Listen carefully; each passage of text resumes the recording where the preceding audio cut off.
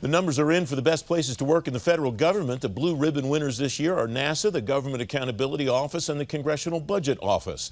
Danny Werfel's managing director and partner at the Boston Consulting Group. He's former controller at the Office of Management and Budget and former acting commissioner of the Internal Revenue Service.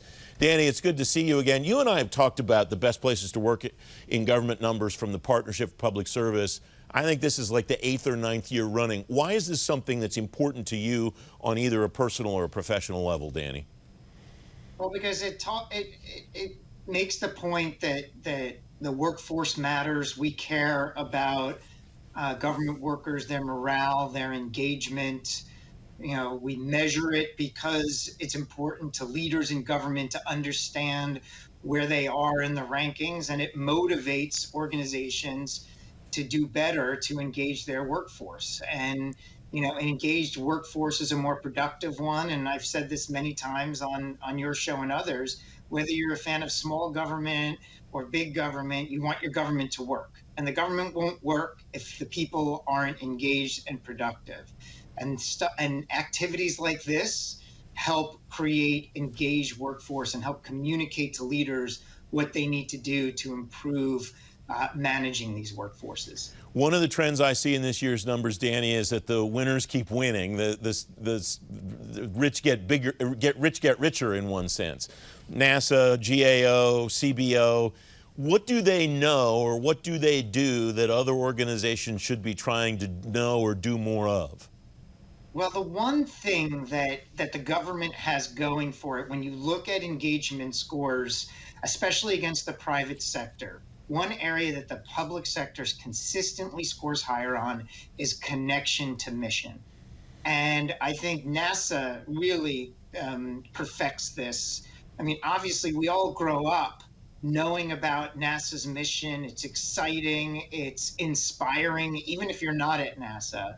And I think to the organization's credit, they really tap into that purpose and that mission and get everyone on board with what they're trying to do, and that connectivity. And they do other things very, very well, but it's that mission. What I really think is interesting is looking at the Government Accountability Office and the Congressional Budget Office. You don't grow up, you know, there aren't movies about GAO and CBO. Yeah, God bless them, but you're right. There's no Buzz Lightyear for GAO, you know? And yet these organizations really do have inspiring cultures within them that get people excited about what they do matters. And once you get people excited about what they do, I mean, there are other pieces to the puzzle here that are critical. But I think it starts with connection to mission and purpose. And I think the organizations that score high do a very good job of that, and then cascade other good practices around workforce management that help maintain these great scores. What are some of those practices that agencies should be paying attention to, Danny? It's a lot around communication and opening the lines of communication, like and really having a leadership that has no ego and connects with the workforce at every level. I mean, I once was in a session with the head of HR for NASA, and they were describing this thing they do called the Reverse Mentor Program, where senior leaders at NASA go down and shadow and learn from line-level employees on the front line. And that does so much. First of all, it demonstrates that the leaders are not above learning from the line level. It gets them into the field. It's these types of things. You don't have to do that every day, but what that does is it gets the leaders to understand what the workforce is living through and seeing on a day-to-day basis, and sends a message to the workforce that the leadership cares and wants to do and have an employee-centric view of how the organization's moving forward.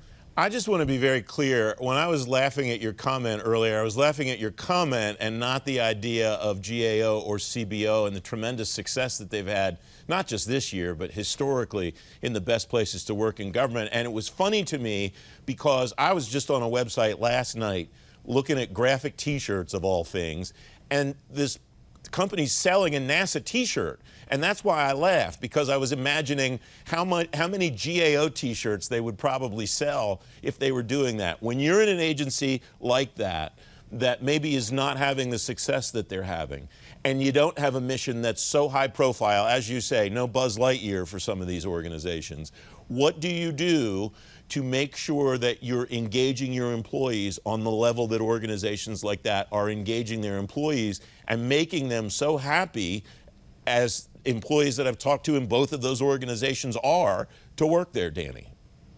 You empower them, you get them excited and recognize the mission that they have.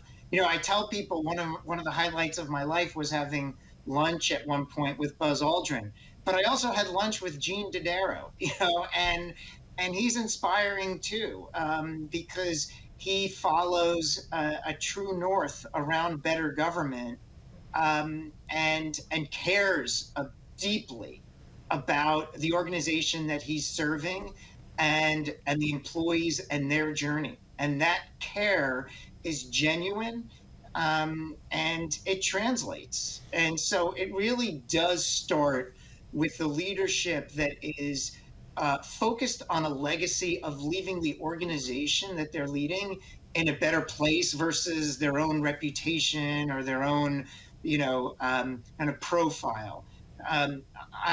That's the type of leader that I would aspire to be and aspire to be. And that's the type of leader that gets organizations like GAO to be the best places to work in government. Danny Werfel, thanks very much as always. Great to have you back on the program. My pleasure, Francis.